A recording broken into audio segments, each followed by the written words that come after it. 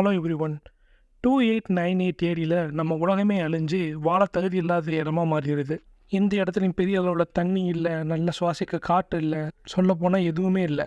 இப்போதைக்கு உலகத்திலே ஒரே ஒரு சிட்டி மட்டும்தான் இருக்குது. அந்த சிட்டி தான் காசி. அந்த காசிக்கு பக்கத்துலேயே ஒரு மிகப்பெரிய காம்ப்ளெக்ஸ் அப்படின்னு சொல்கிற ஒரு ஸ்ட்ரக்சர் இருக்குது.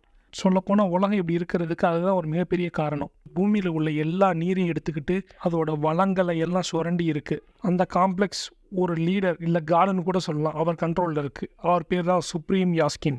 அந்த காம்ப்ளெக்ஸை தவிர கீழ் உலகத்தில் இருக்க எல்லாருக்குமே அங்கே போகணுன்னு தான் ஆசை. இப்படியாவது காம்ப்ளெக்ஸுக்குள்ளே போகணும்னு நினச்சிட்டு காசியில் வாழ்கிற ஒரு பவுண்டி அன்றாக நம்ம பிரபாஸ் நடிச்சிருக்காரு. அந்த காம்ப்ளெக்ஸ்க்குள்ளே போகிறதுக்கு கரன்சி மாதிரி நிறைய யூனிட்ஸ் தேவைப்படுறதுனால அதை கலெக்ட் பண்ணிகிட்டு இருப்பார். இன்னொரு பக்கம் நம்ம உலகத்திலேயே நம்ம வாழ்க்கை கண்டிப்பாக மாறும் அப்படின்னு சொல்லிட்டு நம்மளை காப்பாற்ற ஒரு கடவுள் வருவார் அப்படின்னு சொல்லி காத்துட்ருக்கிற ஒரு புரட்சி கூட்டம். அதுக்கப்புறம் என்னாச்சு? பிரபாஸ் காம்ப்ளெக்ஸ்க்குள்ளே போனாரா? அவன் நினச்ச மாதிரியே அவதாரம் எதுவும் வந்து காப்பாற்றினாங்களா அப்படின்றதான் மீதி கதை. இப்போ நம்ம படத்தோட பாசிட்டிவ்ஸ் பற்றி பார்த்துடலாம். இந்த படத்தில் சிஜி ஒர்க்கை பற்றி கண்டிப்பாக நான் சொல்லியே ஆகணும். வேறு லெவலில் பண்ணியிருக்காங்க.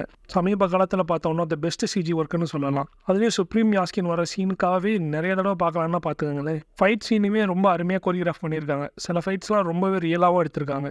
காஸ்ட் அண்ட் க்ரூவுமே இந்த படத்துக்கு ரொம்பவே பொருத்தமாகவும் இருந்தாங்க. நம்ம சந்தோஷ் நாராயண் தான் அதுக்கு மியூசிக் போட்டிருக்காரு. ஃபைட் சீனெல்லாம் பேக்ரவுண்ட் ஸ்கோரும் ரொம்பவே நல்லா வந்திருக்கு. பிரபாஸ் ஓட்டுற வண்டிக்கு ஏஐ வாய்ஸாக புஜ்ஜின்னு ஒரு கேரக்டர் நம்ம கீர்த்தி சுரேஷ் ப்ளே பண்ணியிருக்காங்க. அதுவும் நல்லாவே இருந்தது. படத்தோட பிளாட் ரொம்பவே வித்தியாசமாக சயின்ஸ் ஃபிக்ஷனையும் மித்தாலஜி கலந்து பண்ணியிருந்தாங்க. அதுவும் இல்லாமல் நிறைய பேர் கேமியோ பண்ணியிருக்காங்க. ஃபஸ்ட் பார்ட்டோட எண்டிங்லாம் வேறு லெவல்லே இருந்தது.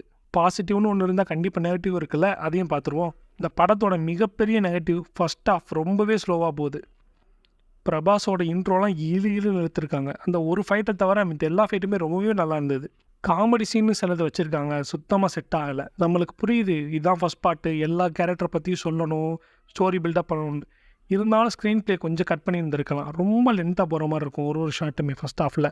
அதே மாதிரி மியூசிக்குமே நிறைய இடத்துல ரொம்பவே சுமாராக இருக்குது. பாசிட்டிவ்ஸில் கேமியோஸ் பற்றி சொல்லியிருந்தோமா, நெகட்டிவ்லேயும் அதே தான். நிறைய கேமியோஸை வேஸ்ட் பண்ணிட்டாங்களோன்னு தோணுது. சொல்லப்போனால் பிரபாஸே செகண்ட் ஹாஃபில் எக்ஸ்டெண்டட் கேமியோ தான் பண்ணியிருக்காரு. வெர்டிக்ட் என்னென்னா, இந்த படத்தோட மேக்கிங் ரொம்பவே நல்லா இருக்குது.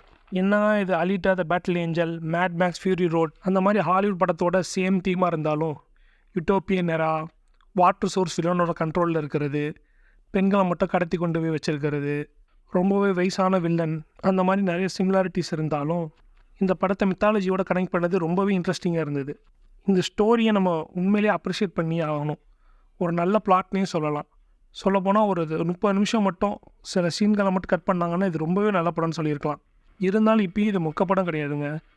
ஒன் டைம் வாட்சபிள் தான். விஎஃப்எக்ஸ் சிஜிக்காகவே நீங்கள் கண்டிப்பாக பார்க்கலாம். ஃபஸ்ட் ஹாஃப் மட்டும் கொஞ்சம் பொறுமையாக உட்காந்துருந்தீங்கன்னா ஒரு நல்ல படம் பார்த்த ஃபீல் கண்டிப்பாக உங்களுக்கு இருக்கும். தேங்க்ஸ் ஃபார் வாட்சிங். சேனலில் இருக்கிற மித்த வீடியோஸையும் செக் பண்ணி பாருங்கள். லைக் பண்ணுங்கள், ஷேர் பண்ணுங்கள், சப்ஸ்கிரைப் பண்ணுங்கள். நான் அடுத்த வீடியோவில் மீட் பண்ணுறேன். Peace out.